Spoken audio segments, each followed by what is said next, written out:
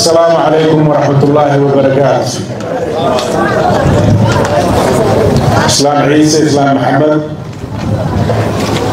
قلها وزير الحناة كجوغا قلها وكيلة تليها بوليسكا يسراكي شكراته حق فريدة جنرال جمعالي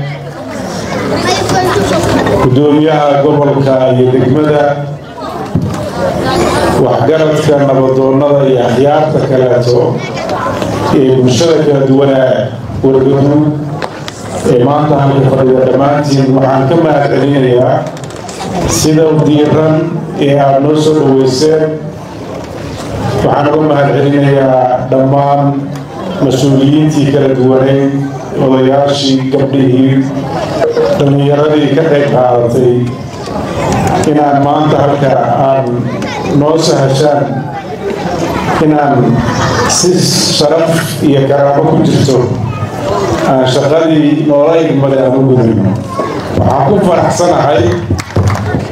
in maanta aan joogo Wardaguud mudday maqal u ahayd inaan indhahayga ku arko inaan arko baaxadda ay magaaladu leeg tahay inaan arko dadka dareenkooda inaan cabiro intaasba waxay tahay farxad weyn muddaan ku taamayay inaan degmada Godob Jiiraan imaado laakiin ilaahay baa uga mahadcelinayaa inay saaqaadkii maanta yeelan wixii halka laga soo jeediyey annagana waa qoranayna weliba anaa qorayay iyadoo qoraalana gudoomiyaha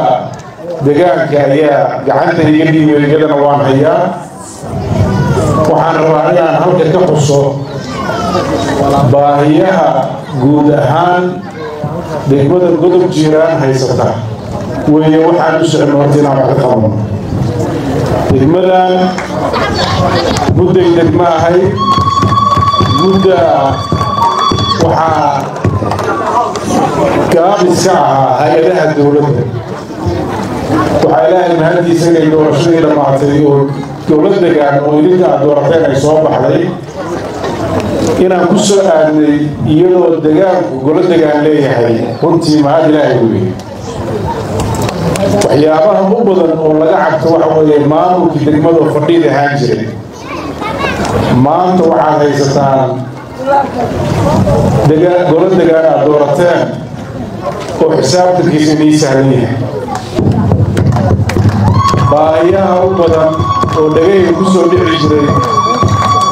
waxaa ugu muhiimsanaa marka maamulka laga tago dhinaca amniga taliyihii baliiskaa jooga muddo 2 maalmood ama 2 habeen ah ayaan deegaanka ku sugnaan doonaa waa ka baaraan degaynaa guud ahaan waan xogaha waa waswaraysanaynaa degmada waa tegi doonaa caawa waa joogi doonaa biri waa joogi doonaa waa ka fara buuxsanaynaa baahiyihii dhagahayga ku soo dhici jiray inta wasuur ee qusaysada ay la socota baahidaha ugu weyn waxay ahayd baahiyaha dhinaca deegaanka ka jira iyo bacaadka ka jiray dhinaca Godob Jiiraan ilaa degmada guud ahaan ka hadlaya wasiirka deegaanka waa naga horeeya hadda halka ma fadhiyo wasiirkii beeraha waa nala socdo dhibaatada beeraha waxaan rabnaa inuu dhihiisa ku arko wasiirka caafimaadka oo goobtii u horeysay halka arkay runtii degmadan waxay nasiib u yeelatay markii ugu horeysay inay cusbitaal degmo yeelato gabadha umusha ah oo u baahan qalliinka ee garowe lala aadi jiray hadda wixii ka dambeeya Godob Jiiraan baa la geyn doonaa marka ustaarka waxaa kaloo halkaa diyaar ku ah ambulance degmadoo dhan u shaqayn doonta waxaan kaloo wasiirka hadda kala hadlay ambulanskaas guud oo degmada ka shaqaynaya ka sokow gaari kaleeto oo ay leedahay Wargaduud isnayn si dhaqsaa loo soo gaarsiiyo waxaa ku bishaaraysataan mashruucan hadda dayactirkiisa aad aragteen waxaa ka raysan doontaan hadda kadib daawo la'aan dhakhtar la'aan daawada kharashkeeda iyo shaqaalaha iyo howlsocodsiinta oo dhan hadda meel bay saaran tahay mashruucan oo runtii gobolka Nugaal oo dhan ka fulaya ayay nasiib qayb uga heshay waxaan rajayn doonaa insha Allah inuu si habsami u socon doono arrinta ku saabsan biyaha oo asalka halka loo degay barkadihii laga qoday oo aad loogu celceliyay Nugaal iyo badba biyo loogu dhow halkana waagii hore inta barkada la qodayna sida magaceeda ka muuqata waraa ka qodnaan jiraan sir guduud waa saas hadda waxa loo bixin doonaa ceel guduud ceelkii insha Allah isbuuca soo socda riigay imaan doona hadii la horaanta bisha qadar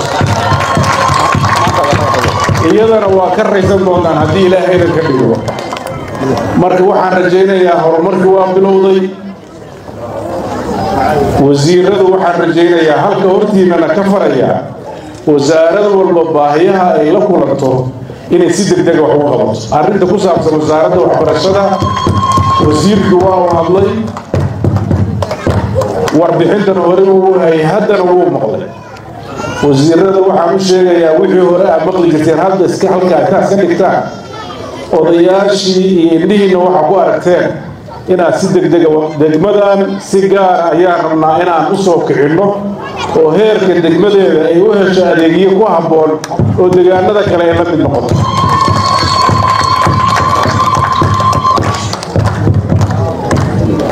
gobolka Nugaal waa 5 degmo waa degmada u yar waana degmada kaliya ee Puntland ay magacawday afarta kale waxay ahaayeen degmooyin ka horeeyay xilligii Puntland la aasaasay ama dawladii hore intay dhicin jirtay marka Puntland degmadii ay abuurtay inay ugu hooseyso ceeb bay nagu tahay waxaan rajaynaynaa degmadan inay degmooyinka kala soo gaarto xagga baahiyaha iyo maamulka idinka waxaan iga mahad celinayaa sida aad isugu tashateen oo ugu muhiimsan tahay sida nabadgelyada uga shaqeyseen inaad idinku kala nabad gasheen inaad deegaanka iyo dadkaba ilaaliseen waxaad kaga duwantihiin deegaanada kaleeto ilaalinta deegaanka oo muhiim ah dhirtii waad ilaaliseen duurjoogtii waad ilaaliseen dadkii waad nabadgeliseen wixii ku soo duulay sida markii ay shabaabku soo duuleenna dowrkii aad ka qaadateen waa muuqatay iyo difaaca guud ahaan Puntland kaalinta ku leedahay kaalin qarsoon ma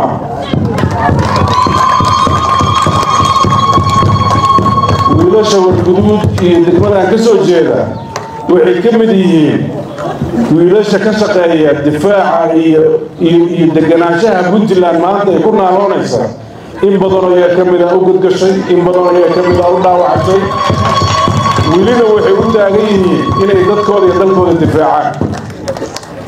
runtii wiilashaas odayaashii iyo hooyooyinka dhalay wixii halka jooga way dardaarankiina ayay ku shaqeynayeen waxaan rajaynayaa inaad mudan tihiin baahiyihiina in laga jawaabo waxaan ku faraxsanahay inaan maanta inila joogno oo aan rabno inaan wax la taaban kara qabanno oo aan hadal ahayn waxaan rajaynayaa ceelka halka maanta waa bilaabnayaa degsiimada kale iyo degmada xarunteeda markaan tagno baahiyaha ka jira iyagana sidaas oo kale aan uga wax qaban doonaa waxqabad baa bilowday wadadu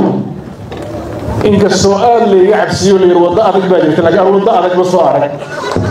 ma aqaan inay dhiman tahay xagga inay jirto ma garanayo laakiin waa waddo rafa oo in hadda wax laga qabtayna ay jirto inta kalena insha Allah qorshaha ku saabsan wadooyinka Puntland waa caqabada u weyn oo haysata maxaa yeelay waa dhul aad u ballaaran oo u baaxad weyn awoodda dawladdu waa kooban tahay laakiin waxaad ogtihiin isku dayo fara badan oo aan hore u dhici jirin ayay xukuumadda tan xilligii horena la timid haddana ay rajaynaysaa oo ugu horeyso wadooyinka siday nagu kala halgowsan yihiin oo ugu muhiimsan yihiin khaasatan kuwa xagga amniga iyo dhaqaalaha qayb ka qaadanaya waxaan rajaynayaa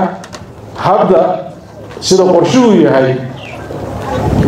degmada tan waxay qayb ka noqon doontaa kabka weyn ee dhaqaalaha ee dalka soo geli doona dhinaca badda iyo wadada tan oo toobiyaheeda waa la sixi doonaayo dee garacadna waa halkaa loo maraya marka qorshe waxaa jira in garacad iyo garow la isku xiro oo muddo maqlayseen wadooyinkaas iyaga naftirkooda waxaa la rabaa deegaanadan inay ku leexleexdaan haddii ilaahay marka qorshahaas wuu socdaa laakiin maanta waxaan ballan qaadaynaa waxa weeye inaan wax ka qabanno waxbarashada caafimaadka biyaha iyo amniga intaas waxa weeye shaqo la qaban karaa ka qabanaynaa wadooyinkuna waa qorshe noo yaalla oo insha allah iyagana aanan ilowsanayn laakiin runtii aanan hal mar la wada tallaabsan karin waxaan muddaa la fadhiyey waxaan rabaa inaan u mahadnaqo islaam ciise islaam maxamed oo runtii deegaankan oday ka ah nabadgelyada ka qayb qaatay deganaanshaha dalka guud ahaan puntland iyo gaar ahaan gobolka nugaalna waqti badan geliyey waxaan rabaa odayada kaleeto ee halka joogay nabadoonnada iyo xawqaasha kaleeto inaan u mahad celiyo waxaan rabaa ciidamada iyo saraakiisha gaar ahaan deegaankan ka soo jeeda iyagana inaan u mahad celiyo oo mar walba qayb ka ah waxyaabaha dhacay siday gacan uga geysan lahaayeen insha allah waxaan rajaynayaa howlaha socda ee hadda aad idinku isku tashateen haddee isku tashigu dowladdiinnana waa ku tashateen wixii aad kaga tashateenna waa ka helaysaan haddii ilaahay marka taladaasi waa insha allah waad arki doontaan hadallada hoose way noo dhiban yihiin odayaasha waa la kulmi doonaa mas-uuliyiinta dowladda ee degmada iyo heer degaan waa la kulmi doonaa baahiyaha waxaan ku kala tegi doonaa ballan saxa annaga iyo wasiirada markaan xogta ururino oo qorshayaasha dowladda dib u eegno waxaan halka uga tegi doonaa wax cad oo la yaqaan siday u bilaaban doonaan haddii ilaahay idinka dhigo waxaa qorshayaasha ka mid ah deegaanada kaleeta ruuxaddooda aan biyaha lahayn nolosha ugu horraysa waa biyaha xooggeenna hadda waxaan saaraynaa biyaha iyo caafimaadka iyo ammaanka iyo waxbarashada arrinta ku saabsan arrinta secondariga ama dugsiga sare runtii aad baa loo sheegay waana culays hadda ku soo badanaya deegaanada sababtoo ah reerkii cunugiina cidlo uma diri karo reerkiina ma qaybsami karo waa culays jira oo wasaaradda waxbarashada xal uga baahan waxaan rajaynayaa insha allah ma ka hor dhacayo wasiirka iyo mas-uuliyiintan way is arki doonaan laakiin intii oday oo hadashayba laba arrimood bay ka sinnaayeen labadaas arrimood baan xoogga saaraynaa waxay ka sinnaayeen waxbarashada iyo biyaha caafimaadkii labadaasay aada uga sinnaayeen amnigu alxamdulilah amni guud baa jira laakiin dee markay magaaladu badato waxay u baahan tahay rugihii maaragtay booliiska iyo kala dambaynta ee ka shaqayn lahaa caafimaadku hadda warbaloo maanta aan dhex fadhinaa meel qurux badan baa lagu sameeyey arrinta aada loogu celceliyo weliba odayga magaalada uu ka hadlay waxa weeye arrinta ku saabsan meeshii martida lagula kulmi lahaa iyadana waa muhim degmaduna waxa bilowda annagana waa ku dareennaa martiduna waa inagu badan doontaa inaa u wala tabataan waa muhim marka insha allah arrinta martigelinta haddana waad ku mahadsantihiin arrintaasna insha allah waa mushkilo jirto iyadana waa ka qabanaynaa waan ka xumahay inaan gabdhuhu hal gabar baa laga siiyo way xishoonayso wax badan may sheegin laakiin baahiyaha gabdhuhuna inay badan yihiin annagaa og insha allah si gaaraan iyagana maaragtay wax uga qaban doonnaa haddii ilaahayno waad mahadsantihiin sida wanaagsan aad noo soo dhaweyseen waxaan uga mahad celinayaa xildhibaanada deegaanka ka soo jeeda iyo xildhibaanada kaleeto mar walba xogta deegaanka ee runtii dowladda u soo gudbiya waxaan si gaara uga mahad celinayaa guddoomiyaha gobolka iyo degmada oo runtii marar badan ka soo gudbiya baahiyaha deegaanka ka jira waxaan si gaara uga mahad celinayaa jenaraal jimcaale oo marar badan runtii deegaankan dhibaatooyin ka jirana xalkeeda qayb ka qaatay in badanna ku celceliyey sidoo kaleeto kornel xasan isagana runtii iyo nabadoonka iyo jenaraal muumin intaba runtii deegaankan baahiyihiisa in badan oo annagu xataa ayna soo gaarsiin bay mararka qaarkood wax ka qabtaan odayaasha oo dhan iyo nabadoonnada